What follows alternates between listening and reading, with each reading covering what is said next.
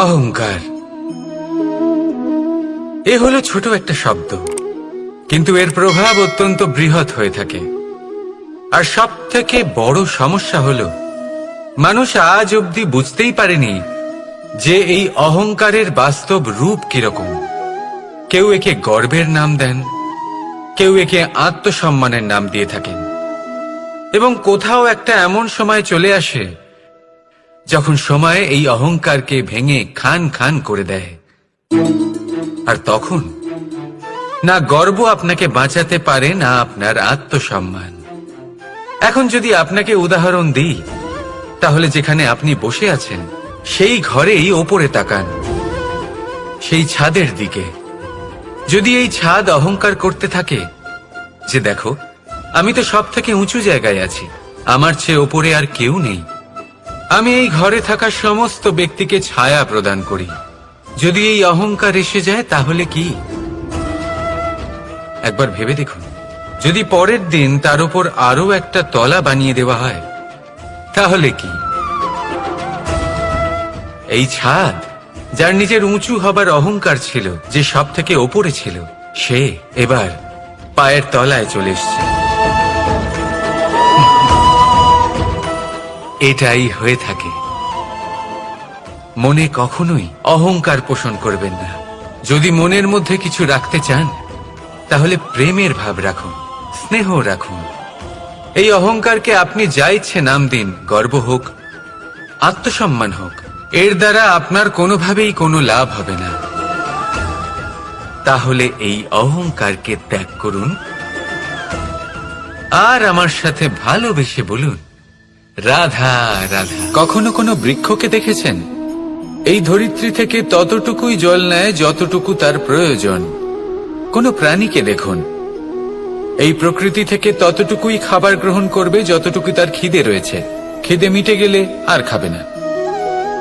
এবার মনুষ্যকে দেখুন, সে নিজের জীবনে যা কিছু পেয়েছে, বস্তু, ধন, খাবার, শক্তি, প্রয়োজনের থেকে অনেক বেশি লাভ করার চেষ্টা করে থাকে। প্রয়োজনের থেকে বেশি যদি পেয়েও যায়, তাহলেও তার কম মনে হয়। এবার এরকম ঠিক কেন হয়? এর পেছনের কারণ কি? কারণ হলো লোভ। লোভের আগুন কিছু এমন হয়, যদি মানুষের মনে একবার প্রজ্বলিত হয় তাহলে শুধু বাড়তেই থাকে।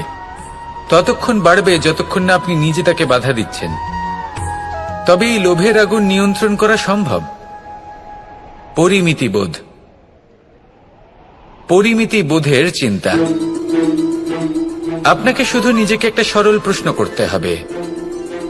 যখনই মনের মধ্যে কোনো বস্তুর প্রতি, শক্তির প্রতি, ধনের প্রতি, ভোজনের প্রতি লোভ বেড়ে যায়, নিজেকে প্রশ্ন করুন, এটা কি আমার কাছে ততটাই প্রয়োজনীয় যতটা একটা বৃক্ষের কাছে জল, যতটা একটা প্রাণীর কাছে ভোজন? এটা কি ততটাই প্রয়োজনীয়? যদি উত্তর না হয়, তাহলে নিজেকে সেখানেই বাধা দিন, সেই ভাবনা সেখানেই ত্যাগ করুন, কারণ সেটাই হলো লোভ। ঠিক এইভাবেই প্রয়োজনীয়তার চিন্তা করে আস্তে আস্তে এই মন নির্লোভ হয়ে উঠবে, আর এই মন প্রসন্ন হয়ে বলবে, রাধা রাধা। পরিচ্ছন্নতা। বর্তমানের এই প্রজন্ম আগের প্রজন্মের এই যে অতিশুদ্ধতার অভ্যেস ছিল তা নিয়ে ঠাট্টা করে, তাকে মূর্খতা মনে করে। বুঝতেই পারে না কেন? আমাদের মা, ঠাকুমা, দিদিমা, এদের দেখেছি সকালে উঠে সবার আগে স্নান করেন। কেন? বুঝতেই পারে না। কেন কথায় কথায় বারান্দা, উঠোন পরিষ্কার করা হয়? বুঝতেই পারে না। অনেক মানুষজন এটাকে ধার্মিক এবং অন্ধবিশ্বাস বলে, কিন্তু যদি আমি আপনাকে সত্যি কথা বলি, প্রত্যেক ধর্ম বিজ্ঞানসম্মত। প্রত্যেক কাজের পেছনে বৈজ্ঞানিক সত্যতা লুকিয়ে রয়েছে, কিন্তু প্রত্যেক মানুষ সেই নিয়ে কতটা ভাবেন, কতটা বোঝেন, আর কি পদক্ষেপ নেন, তা হলো আলাদা এবং অত্যন্ত গুরুত্বপূর্ণ, কিন্তু তা হলো বিজ্ঞানসম্মত। আজও যখন আমি আগে বাড়ি যাই, মা সবার আগে আমার হাত পা ধুয়ে দেন, তারপর সবকিছু। তাই আপনি পরিচ্ছন্ন থাকুন, তাহলে আপনি সুস্থ থাকবেন। তখনই আপনার মনে ভক্তিভাব আসবে, তখনই এই সমগ্র সংসারকে সামলানোর শক্তি অর্জন করতে পারবেন। তাহলে পরিচ্ছন্ন থাকুন, সব ভালো থাকবে। রাধা রাধা। ধর্ম। আমরা সকলে ধর্মের বিষয়ে কথা বলি, কখনো নিজের ধর্মের বিষয়, আর কখনো অন্যের ধর্মের বিষয়। কখনো আমরা অধর্ম দেখলে সেই বিষয়ে কথা বলি। অনেক রকম আলোচনা হয়, কিন্তু এই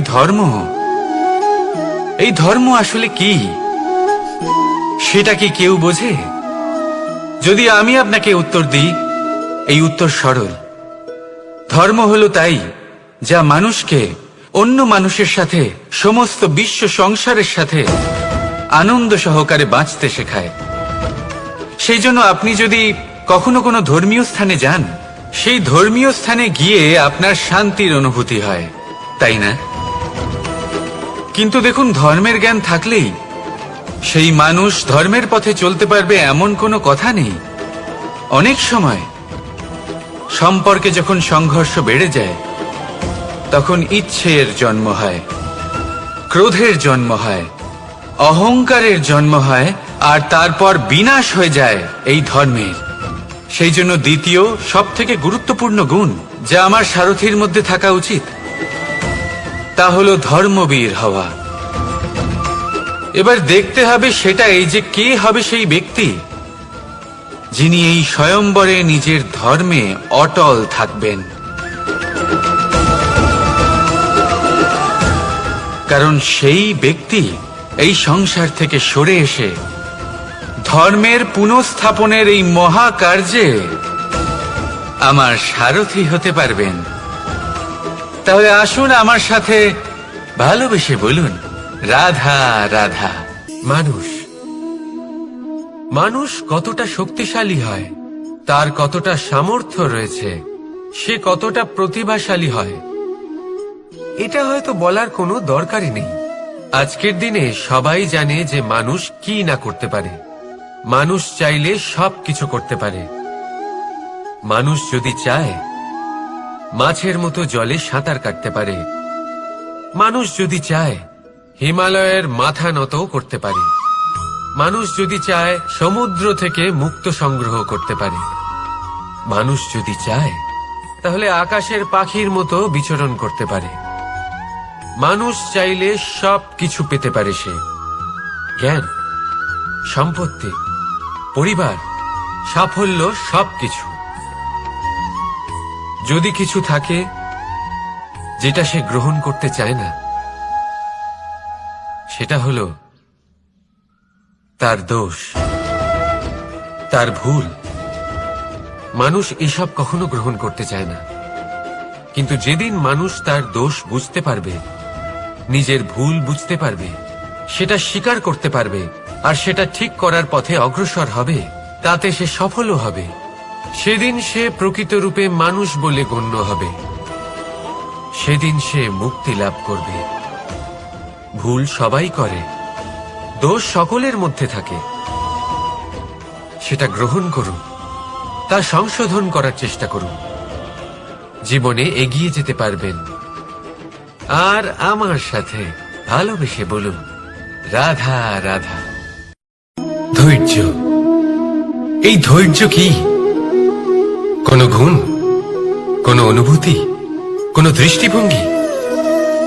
আমার জন্য ধৈর্য এক বাহন। আপনি হয়তো ভাবছেন, এই কেমন বাহন? বাহন তো ঘোড়া হতে পারে, হাতি হতে পারে, উটও হতে পারে, কিন্তু ধৈর্যকে বাহন বানানো মানে? চলুন আপনাকে একটা কথা বোঝাই। পৃথিবীতে এমন কোনো বাহন নেই যে তার আরোহীকে আছড়ে ফেলেনি। সেটা উট হোক বা হাতি হোক বা ঘোড়া হোক, চলতে চলতে কখনো নড়বড় করেই বসে। তারপর সেই আরোহী পড়ে কারোর পায়, তারপর পড়ে তার নিজের নজরে। কিন্তু ধৈর্যরূপী বাহন কখনো কাউকে ফেলে না, কখনো না। না সেই আরোহী কারোর পায়ে পড়ে, আর না তো নিজের নজরে। কারণ ধৈর্য আপনাকে বিবেক প্রদান করে। বিবেক আপনাকে পরিকল্পনায় সাহায্য করে, আর পরিকল্পনা প্রদান করে আপনাকে শক্তি, আপনার লক্ষ্যের দিকে অগ্রসর হওয়া। বুঝলেন? ধৈর্যকে সঙ্গে রাখুন, নিজেকে আরো ধৈর্যশীল করে তুলুন। এই ধৈর্যের সাহায্যে আরোহণ করে দেখুন কিভাবে এই বাহন আপনাকে আপনার গন্তব্যে পৌঁছে দেবে। রাধা রাধা। ভগবান। প্রত্যেক কঠিন পরিস্থিতিতে এই নামই আছে যা আমাদের উপায় দিয়ে থাকে। ব্যক্তি যান, ভগবানের পুজো করেন, আরাধনা করেন, ব্রত পালন করেন, মন্দিরে যান, পুজো পাঠ করেন, ভগবানকে জাগিয়ে তোলেন। আর তারপর শুরু হয় সমস্ত প্রশ্ন। হে ভগবান, আমার সাথে এরকম কেন হচ্ছে? কেন আমারই জীবনে এত দুঃখ আছে? আমি কিভাবে এর সম্মুখীন হব? আমাকে কেন এত কষ্ট ভোগ করতে হচ্ছে? হে ভগবান, আমি কি করব? আমাকে সাহায্য করুন, কোনো রাস্তা দেখান।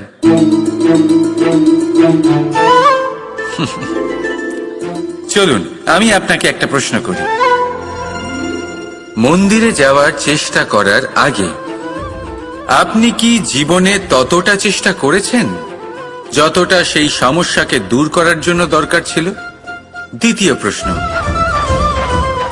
ভগবানকে জাগানোর পূর্বে আপনি কি নিজেকে জাগিয়ে তুলেছেন? আপনি কি আলস্য ত্যাগ করেছেন?